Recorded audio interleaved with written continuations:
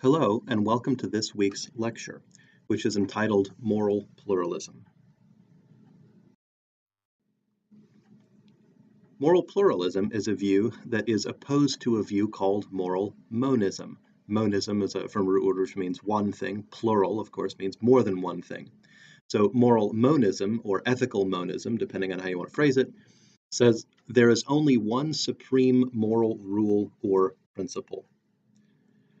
And some things about that. That rule, whatever that one rule is, tends to be absolute. That is, it should never, ever be violated. Okay, so for example, a utilitarian has utility as their one supreme moral rule. You should always do that which generates the greatest overall good. Okay, that's an absolute kind of a principle. And it's also fundamental. That is, no deeper or more important principle exists. Remember, for Kant, morality comes from reason, right? And so there's nothing, when you're saying, okay, what makes reason so good, right? So, well, look, no, it's reason, right? There is nothing more deeper or more fundamental. Just like for the utilitarian, there's nothing deeper or more fundamental than the good, right? The overall good, the pleasure, right? At the point you start talking about pleasures, you're talking about the most intrinsic of goods. Okay, so moral monism tends to say that there is a single principle that determines the rightness or wrongness of everything else. That principle is both absolute and fundamental. But of course, we've seen that every moral theory so far that we've taken a look at has some problems, right? Of course, some more than others. Some of these problems are just devastating problems, whereas other problems are to be taken in with the good things about each of these theories. A quick rundown of some of these things will let you see what we mean by that. For example, relativism and subjectivism really just amount to a denial of the very existence of morality. This is too bad of a problem to deal with, and so we tend to simply scrap those theories, even though they sort of occur to a lot of people when they start thinking about ethics as being true in some sense. But of course, they have their issues. Divine command theory suffers from another sort of fatal problem. It suffers from accusations of being either arbitrary or irrelevant. And again, see Euthyphro's fork for this particular accusation.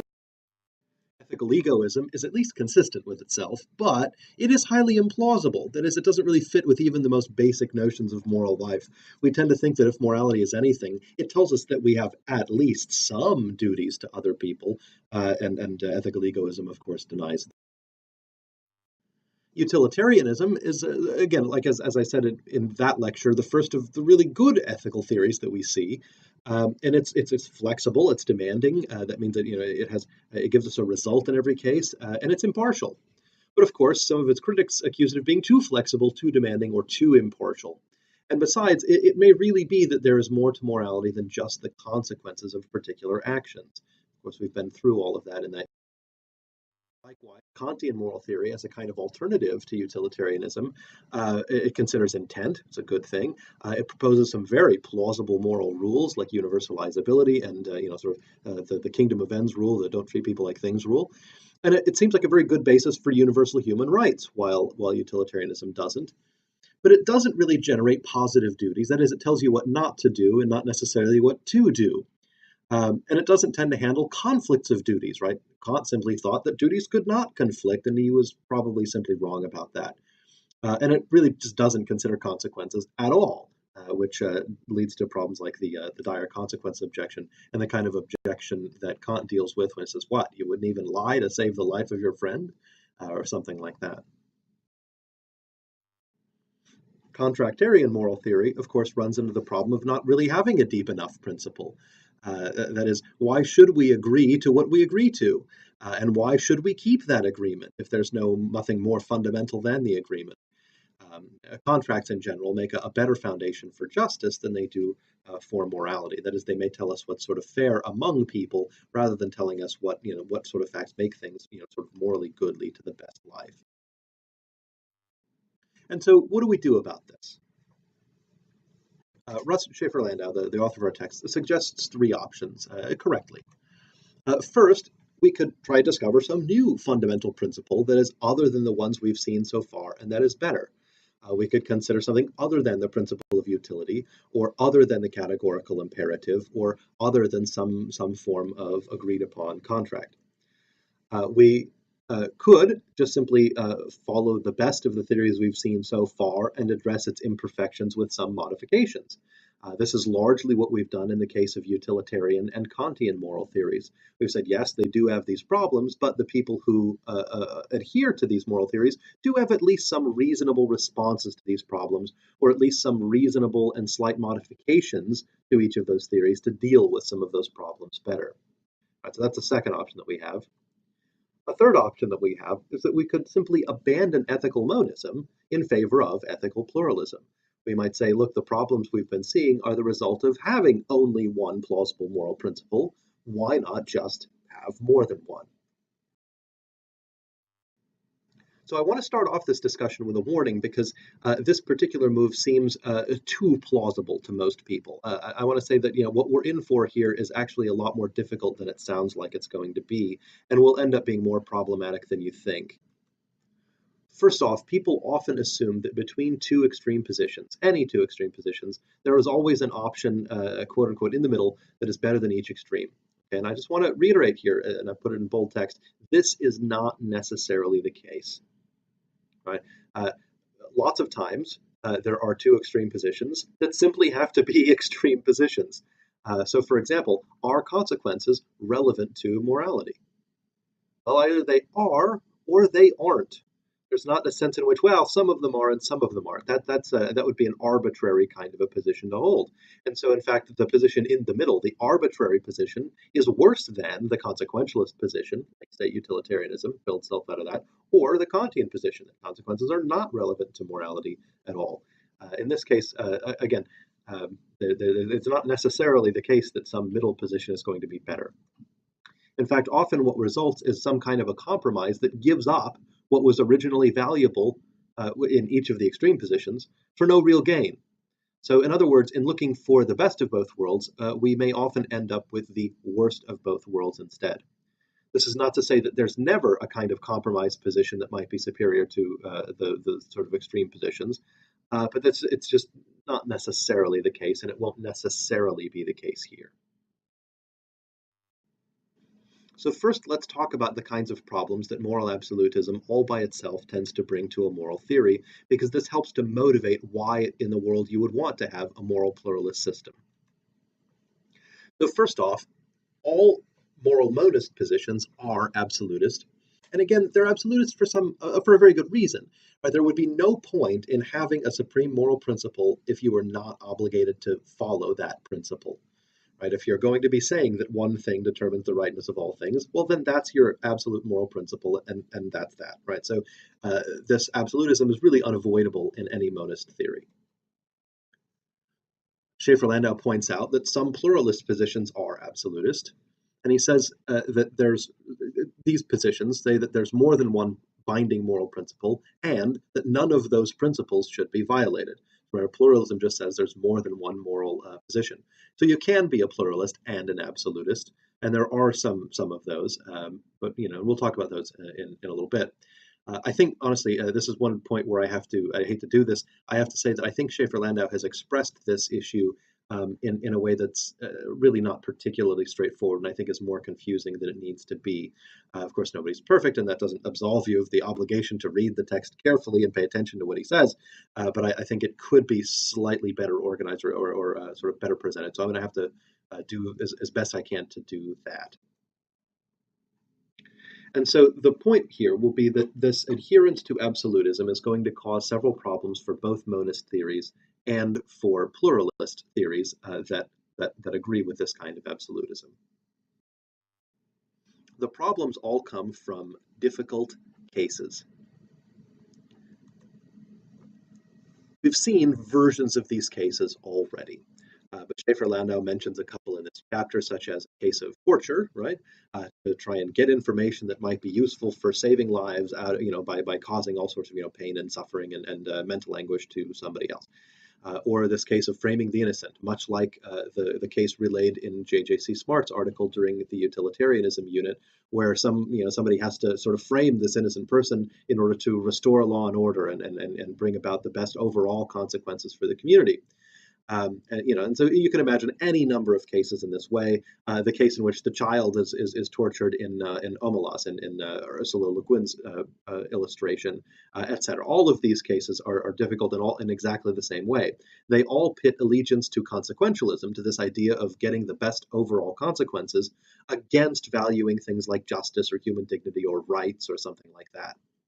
And so the utilitarian, as a consequentialist, basically simply just has to live with this. And that's what we see, for example, J.J.C. Smart point out. He says, look, I mean, I'm not happy about having to, at some times, violate certain plausible moral principles or do things that on their face seem to be wrong. But what do you want? Do you want me to then go for the worst overall or worse overall consequences? And again, this is not an entirely unreasonable response, but it's a problem for the utilitarian or other consequentialist moral theories, and they simply just have to live with these kinds of difficult cases. On the other hand, there are sort of these dire consequences, or what Schaefer-Lambda calls the preventing catastrophes cases. And these cases pit an allegiance to justice or the categorical imperative or rights or something like that against the reality of sometimes very bad consequences following from adhering to those principles. And so this is a lot, again, like the story that Kant is faced with, where someone says, "Look, would you really lie if it would you really tell the truth even if it meant the death of this friend of yours who was hiding in your house?" Uh, and the non-consequentialist, Kant, to his credit, simply says yes, right. I have to live with that. There's a reason to have allegiance to these kinds of non-violatable principles, and those reasons don't go away in difficult cases. But still, these are difficult cases, and they provide us with at least some reasons to doubt both of these kinds of absolutist moral theories. What's worth considering here now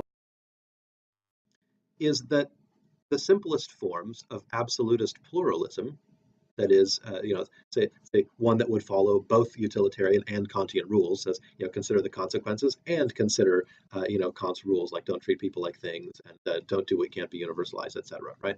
That's a very simple-minded sort of a mashup of these things. But notice, if we were to try and come up with ways of handling all of these cases in really nice ways, it seems like what we're doing is we're always violating one moral principle or another. In the case of torturing and framing the innocent, we're violating rights in favor of gaining best consequences. And in the dire consequences cases, we are getting bad consequences by upholding rights and various things like that. And so it seems like the simplest forms of absolutist pluralism are just completely paralyzed in cases like this and seem even worse than the morally monist cases. Now, absolutists of all kinds, that is, both monists and pluralists, propose some ways of making their responses to these difficult cases appear to violate their principles, but without actually violating their principles. Right? They think there's ways of analyzing the cases that get them out of trouble. And so in order to examine these kinds of attempts by absolutists to deal with these difficult cases, I want to use a couple of examples for the sake of consistency. I want to use the same examples throughout the discussion. And these examples are drawn from Judith Jarvis Thompson's really excellent article, The Trolley Problem, that illustrates, I think, better than any other article, a genuine moral conflict or a genuine conflict between moral principles. So the first of the cases she gives us is the trolley case. It goes this way. Suppose you are the driver of a trolley. The trolley rounds a bend, and there come into view ahead 5 track workmen who have been repairing the track.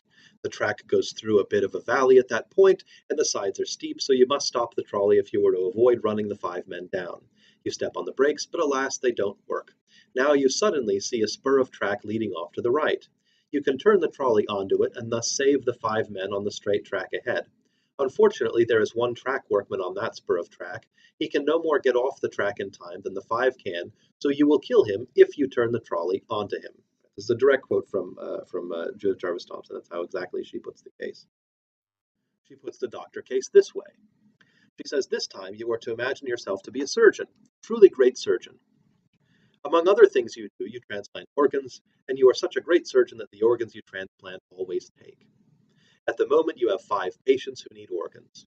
2 need 1 lung each, 2 need a kidney each, and the 5th needs a heart. If they do not get those organs today, they will all die. If you find organs for them today, you can transplant the organs and they will all live. But where to find the lungs, the kidneys, and the heart? The time is almost up when a report is brought to you that a young man who has just come into your clinic for his yearly checkup has exactly the right blood type and is in excellent health. Lo, you have a possible donor. All you need to do is cut him up and distribute his parts among the 5 who need them. You ask him, but he says, "Sorry, I deeply sympathize, but no." All right, think about both of these cases. In the trolley case, uh, if you just take surveys or just ask people, to think about the case carefully, most of them will say, "Well, look, it seems pretty obvious that you can turn the trolley to kill one person instead of killing 5 people, right?" The idea is it's a kind of numbers game where you want to say, "Look, if being dead is bad, 5 deads worse than 1 dead, so you turn the trolley and you kill the one." And then, of course, if you ask people all by itself about the doctor case, where you say, "Oh, look, there's a guy comes into a clinic and it turns out he has exactly the right blood type. Can the doctor just cut him up, harvest his organs to save 5 other people?" And most people react with horror. They say, "Of course he can't. That would violate all kinds of his rights and medical ethics and whatever else in there." But notice that these two cases are actually quite morally similar, right? If you play the numbers game and that's all you're doing, it seems like you really can operate if you're the doctor. But if you're not playing the numbers game and instead appealing to rights, well, then you can't turn the trolley. And so it seems like if we're fulfilling one principle, we're doing sort of the wrong thing in one of these cases. And so this is what it might mean when you say this, the consequentialist here has a really easy time with the trolley case. It's a numbers game, right? 1 dead is better than 5 dead. But they have a really hard time with the doctor case because it seems like they should have to say the doctor should operate, and most people think that that's ludicrous. The rights-based thinker, right, somebody who values rights, like Kant, for example, would have a really easy time with the doctor case. It's obvious the doctor shouldn't violate the rights of this guy and cut him up for his organs. But they have a really hard time with the trolley case, right? The idea is that they say, well, look, in respecting the rights of the one person on the track, you end up having to just accept that 5 other people are going to die. And again, that seems like, again, the wrong answer. And so by adhering to one principle and trying to apply it to these two different cases, it seems like they get one of the cases right and the other one very wrong. Of course, the pluralist absolutist is again paralyzed in both cases. It seems like if they want to respect both rights and consequences, it's hard to say what they should do in either case. So again, it seems like the worst of both worlds. And so there are a number of attempts here to try and explain away this problem, which are addressed by Thompson and again addressed by Schaefer-Landau in the article when he talks about doctrines of double effect and doctrines of allowing versus performing or something like that. So first off, let's take a look at these kinds of cases. The first of these is what Schaefer-Landau calls the doctrine of double effect. This is intending versus foreseeing. This is the first version of it that he gives us. So this proposal says that you can appear to be violating a moral rule, but not really be violating the moral rule. So the proposal here is that you can turn the trolley because your intent is to turn away from the 5, right? It is to save 5, even though you can foresee killing the 1, but you can't operate on the 1 without intending to kill them, right? So the idea is there's a difference between intent, so what do you intend to cause and what you foresee causing, right? And the idea is it can be okay to intend to cause something good, to intend to follow your principle, even if you can foresee that one of your results will violate your principle. So that's really the idea of this double effect business. Look, the trouble with this is that it's what we call a sophistry. It's a play on words versus being really a genuinely good argument. We could just as easily say, for example, that we intended to save the 5 patients, right? Even though we foresaw having to operate on the 1. And then the rights-based theorist would not get to fail to notice intentionally violating the rights of the 1 on the track, right? Because if you're turning the trolley toward the 1, if you're only thinking about rights and never thinking about consequences, well, then it would be impossible not to intend to violate the rights of the 1 on the trolley. And so doing this doesn't actually get anybody out of having to sort of actually violate their principles and do the wrong thing. It's just a way of just sort of rephrasing or redescribing the cases so they don't sound as bad, but really they don't get you out of following your moral principles and then having to get the wrong answer in one of these cases. Another possibility, a way of reformulating the doctrine of double effect is the difference between doing versus allowing. Okay. So another proposal has it that in the trolley case, someone is going to die, whatever we do, and so we are just letting fewer die rather than letting more die, and that seems okay. While in the doctor case, we actually have to kill someone or else let 5 die.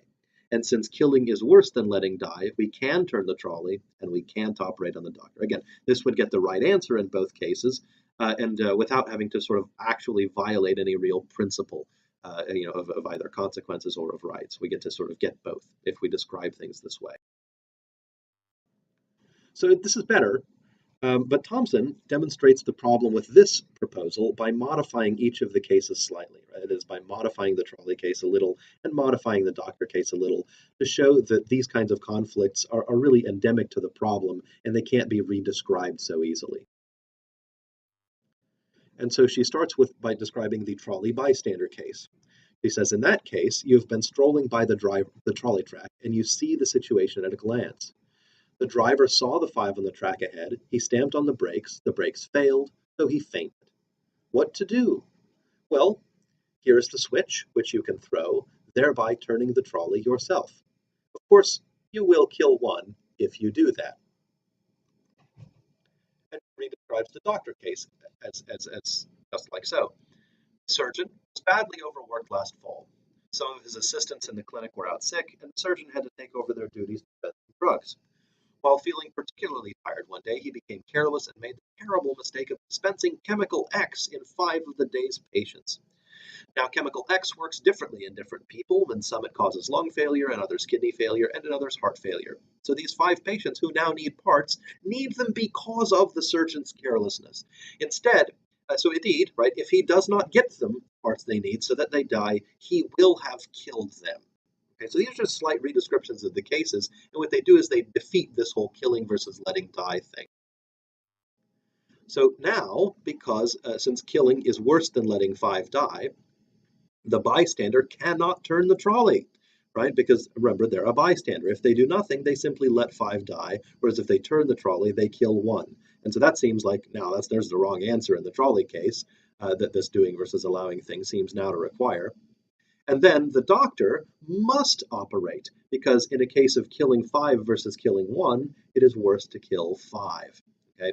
And so again, getting the wrong answer there. So this, again, if we redescribe the cases very slightly, this whole doing versus allowing thing really disappears and doesn't actually get us out of the trouble. And so the upshot of all this is that the very existence of difficult cases of these kinds might mean that there is simply more than one legitimate moral principle, and that while you shouldn't violate any legitimate moral principle if you can help it, you may sometimes have to violate one of them in order to further another. And that's the central intuition behind non-absolutist moral pluralism, which is a much better option than absolutist moral pluralism. The most famous person who describes a kind of non-absolutist pluralism is a thinker by the name of W.D. Ross. And so we'll be talking a little bit about his article, What Makes Right Acts Right. So both Schaefer-Landau talks about Ross, and of course Ross himself is assigned as part of a course reading. So certainly take a look at that. The first thing you'll notice about Ross is that he is, in fact, a non-consequentialist. And Ross rejects classical utilitarianism, that's the kind that we've been talking about, because he rejects hedonism. He does not think that pleasure is the only intrinsic good. In fact, he doesn't even think there is only one intrinsic good, but he doesn't think pleasure is that either. And more than that, he rejects the very idea of consequentialism. That is, the idea that the right-making characteristics of some action are its consequences. Now, you could be a pluralist and be a consequentialist also, right? A consequentialist in addition to other things. Ross is a pluralist who is not a consequentialist. He thinks that there's more than one moral principle, but that they're all non-consequentialist moral principles. And he is essentially a non-consequentialist because he holds that what makes an action right or wrong is intrinsic to the action itself. And he's just going to simply point out that there's more than one kind of intrinsic characteristic that an action could have that would make it a sort of thing that is right. Central to Ross's idea is the concept of a moral duty. Now, of course, all moral theories generate duties. All of them tell you what you ought to do morally. That's all a duty is. It's just a statement of what you ought to do. But that's the primary thing that Ross focuses on, or what are our duties? What are the right things to do?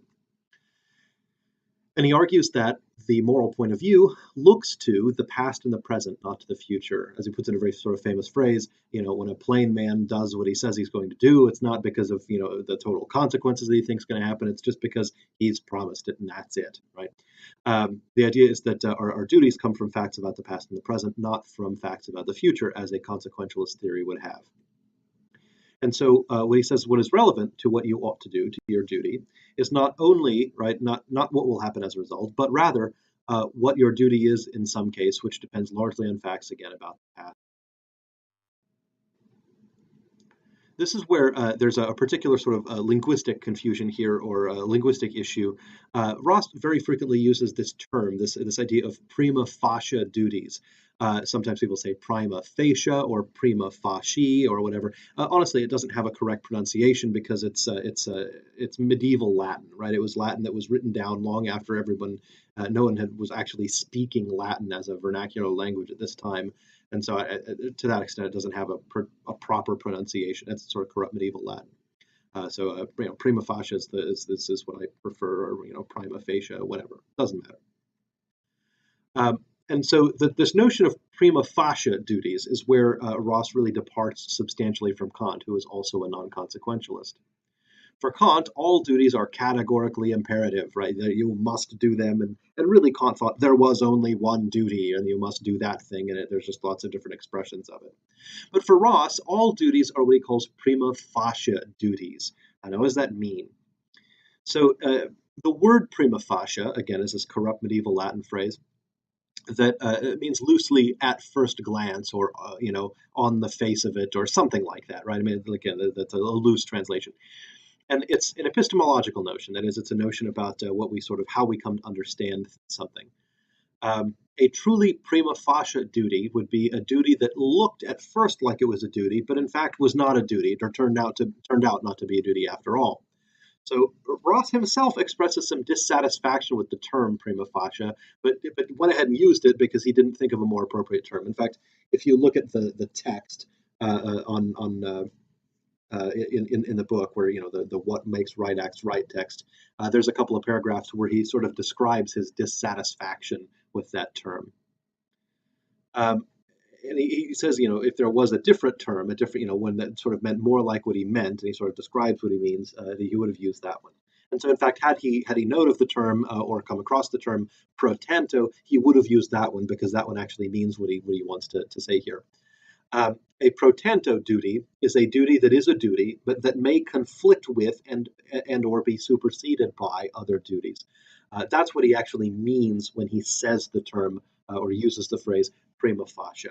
He means a duty that really is your duty, but that can be overridden in some cases by some other thing that also is your duty. And that the same duty need not override, every other duty every time, right? Sometimes a duty can do the overriding and then also be overridden at some other time. And so Ross here says there's a whole variety of duties, and what gives us each duty is actually very, very different from all of those other things. There's more than one duty, and the duties are not all compatible with one another. And he provides a kind of short list. It's not intended to tell you everything, like every duty that you ever have, but that it covers some of the basic ones. And honestly, I think his list is pretty good, even if it's not, doesn't pretend to be necessarily complete or anything like that. And so the duties that he provides are sort of broken up into two broad categories. One is duties that we owe to ourselves, and then second, duties we owe. And so in the category of duties that we owe to ourselves, there are the duties, these are what we call the duties of prudence. Prudence is essentially looking after yourself, looking after your interests. And among these are the duties of self-improvement, sort of physically, mentally, morally, etc. You have a duty to sort of make yourself better over time. And also duties to to look after yourself, your own basic well-being. Now note, the duties to yourselves aren't just duties to do whatever you want. They're duties to do what is actually in your best interest, right? And so it has at least this much in common with ethical egoism. Of course, egoism simply stops right there and says there's no more. Whereas Ross says, yeah, you have some duties to yourself, but you also have duties to others. Okay? And among the duties to others, he says some of them are based on past actions, and others are based on sort of more like present circumstances. They're not based on past actions. Some of the duties that are based on past actions are things like fidelity, that is, keeping a promise that you've made. And the past action that gives you that duty is making the promise to begin with. Or if you have a certain kind of a personal relationship you've entered into, right? You've married somebody, right? There's certain duties that go along with that.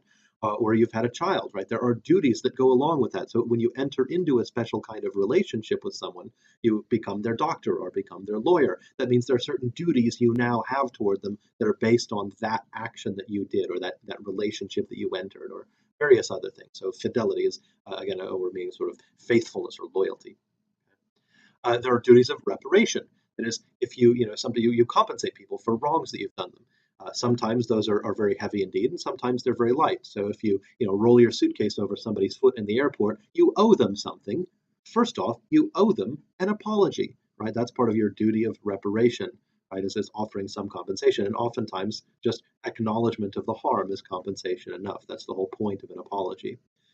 Uh, on the other side of that coin is the duty of gratitude. If somebody has done something good for you, then you owe them gratitude. Sometimes, again, it's very simple, just a simple thank you. But other times you might owe them a kind of turnabout, right? You might owe them a good deed in return. Then, of course, duties that are not based on past actions include the duties of beneficence, right? That means the duty to do good, right? That is to help others in need when you can. That is when other duties don't override or when they don't sort of impinge too much on other duties. There's the duty of non-malevolence, that is, of doing no harm, right? We generally have a duty not to harm others because we're in a social situation and society couldn't long subsist, and it would be worse for everybody if we didn't have that sort of mutual duty of non-maleficence. And of course, for their various duties of justice, that is, sort of giving everyone they deserve, not withholding what people deserve, etc. Right? Those are all the kinds of duties. So that's his list. Really, is prudence, fidelity, reparation, gratitude, beneficence, non-malevolence, and justice. Right? That's a nice sort of 7-duty list, but that covers a lot of really common situations. You might come up with more specialized duties here and there, or decide to describe things in a more fine-grained way, but otherwise, this set of duties really works pretty well. Now, of course, when duties do conflict, we have to determine which duty is more important. That's what Ross's theory tells us to do. And so, with this note here, there just isn't a fixed hierarchy of duties. So, for example, our duty of benevolence in saving a child from drowning would outweigh our duty to meet a friend for lunch if we happen to see a child drowning on the way to lunch. And so, this way, fidelity is getting outweighed by benevolence. However, if you promise to buy your child her ballerina slippers for dance class, that would outweigh a duty of benevolence in giving some money to a broke traveler. And so in this case, it's fidelity that outweighs benevolence, right? And so again, there's no fixed sense of one duty being more important than others. If there were that sort of a thing, there would be one duty that would be more important than the others, and that would be a morally monist view. And so here are some of the tendencies that Ross's theory has. That some of these prima facie, or that is pro tanto duties, have a tendency to be more stringent than others. For example, the duty to do no harm to others tends to be more stringent than many of these other duties. We do seldom owe anything to ourselves or anybody else that requires harming another person, right? Generally, if say, well, look, this would be really good for me, but it really harm somebody else, maybe there's a reason not to do it. But of course, that's not always the case. The duty to make to make your business the best it can be might drive somebody else out of business, thus harming them. That wouldn't necessarily be morally wrong. So again, there are cases and there are cases. So value pluralism, like that Ross gives us, does this. It says instead of having only one reason to act, that is, for the utilitarian, it would be maximizing pleasure, and for the Kantian, it would be acting in accord with the categorical imperative. We have many reasons to act, some of which are more important in some contexts than others. Ross's system here it's really nice. A lot of people really like Ross's system, and I certainly do as well. But it pays for its plausibility, its sort of basic commonsensical nature. It has a cost. It's rather complex, right? There's a lot going on. There's a lot of different duties that you always have to weigh, and it's very uncertain. It doesn't have the kind of certainty that some of these monist views do in terms of how to proceed or how to make a moral decision. So consider how to make a moral decision according to Ross.